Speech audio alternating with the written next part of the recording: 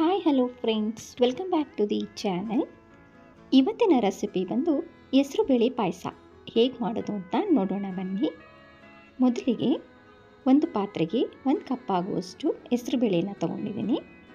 ಇದನ್ನು ಚೆನ್ನಾಗಿ ಕೆಂಪಾಗುವವರೆಗೂ ಹುರ್ಕೊಳ್ಳೋಣ.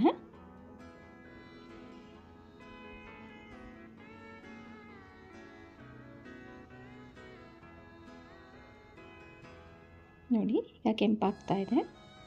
ಸೊ ಈಗ ನಾನು ಇದಕ್ಕೆ ನೀರನ್ನು ಹಾಕ್ಕೊಳ್ತಾ ಇದ್ದೀನಿ.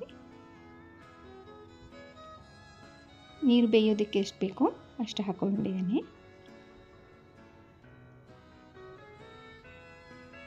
ಈಗ ಕುಕ್ಕರ್ನ ಕ್ಲೋಸ್ ಮಾಡೋಣ. ಇದನ್ನು 2ರಿಂದ 3 ಕೂಗನ್ನ ಕೂಗಿಸ್ಕೊಳ್ಳೋಣ.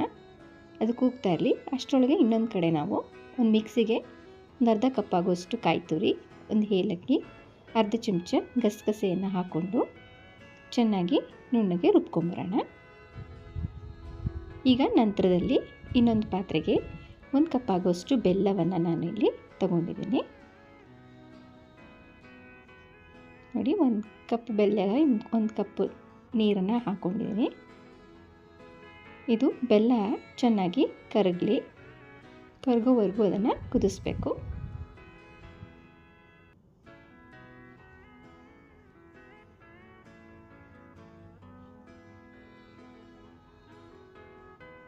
ಈಗ ನೋಡಿ, ಬೆಲ್ಲ ಕರಗಿದೆ.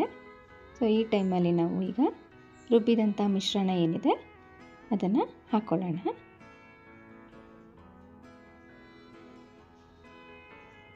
ಕಾಯಿ ತುರಿ, ಏಲಕ್ಕಿ, ಗಸಗಸೆ ಹಾಕ್ಕೊಂಡಿದ್ದಂತಹ ಮಿಶ್ರಣನ ಹಾಕ್ಕೊಂಡು ಬೆಲ್ಲ ಕರಗೋದಕ್ಕೆ ಹಾಕಿದ್ದೀನಲ್ಲ. ಸೊ ಇವಾಗ ಇದು ಕುದಿಯೋದಕ್ಕೆ ಬರಬೇಕು. ಕುದಿಯೋದಕ್ಕೆ ಬಿಡಿ.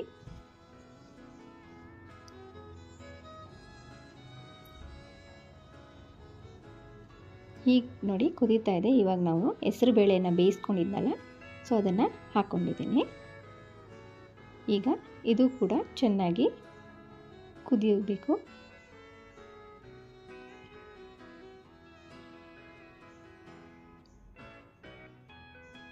ಈಗ ನೋಡಿ, ಕುದೀತಾ ಇದೆ.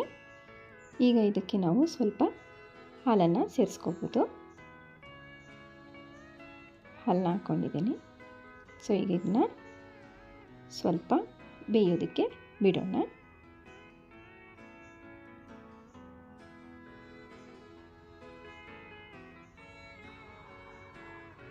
ಇನ್ನೊಂದು ಕಡೆ ಇವಾಗ ನಾವು ಡ್ರೈ ಫ್ರೂಟ್ಸ್ ಒಗ್ಗರಣೆಯನ್ನು ಮಾಡ್ಕೊಳ್ಳೋಣ.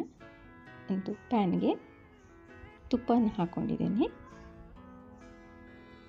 ತುಪ್ಪ ಕಾಯ್ದ ನಂತರ ಡ್ರೈ ಫ್ರೂಟ್ಸ್ನ ಫ್ರೈ ಮಾಡ್ಕೊಳ್ಳೋಣ.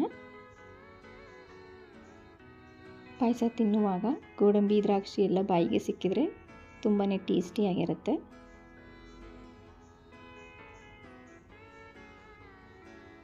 ನೋಡಿ, ಕೆಂಪಾಗಿ ಫ್ರೈ ಮಾಡ್ಕೊಂಡಿದ್ದೀನಿ. ಈಗ ಕುದೀತಾ ಇರೋಂಥ ಪಾಯಸಗೆ ಇದನ್ನು ಹಾಕ್ಕೊಳ್ಳೋಣ. ಈಗ ಪಾಯಸ ರೆಡಿಯಾಗಿದೆ. ಸರ್ವಿಂಗ್ ಪ್ಲೇಟ್ಗೆ ಸರ್ವ್ ಮಾಡ್ಬೋದು. ಸೊ ನೋಡಿದ್ರಲ್ಲ ಫ್ರೆಂಡ್ಸ್, ಹೆಸರುಬೇಳೆ ಪಾಯಸನ ಹೇಗೆ ಮಾಡೋದು ಅಂತ. ನೀವು ಕೂಡ ಮನೆಯಲ್ಲಿ ಟ್ರೈ ಮಾಡಿ ನಿಮ್ಮ ಅನಿಸಿಕೆ, ಅಭಿಪ್ರಾಯವನ್ನು ಕಮೆಂಟ್ಸ್ ಮೂಲಕ ತಿಳಿಸ್ಕೊಡಿ. ಈ ವಿಡಿಯೋ ಇಷ್ಟ ಆದಲ್ಲಿ ಲೈಕ್ ಮಾಡಿ, ಶೇರ್ ಮಾಡಿ ಮತ್ತು ಚಾನಲ್ನ ಸಬ್ಸ್ಕ್ರೈಬ್ ಮಾಡಿ. Thank you all.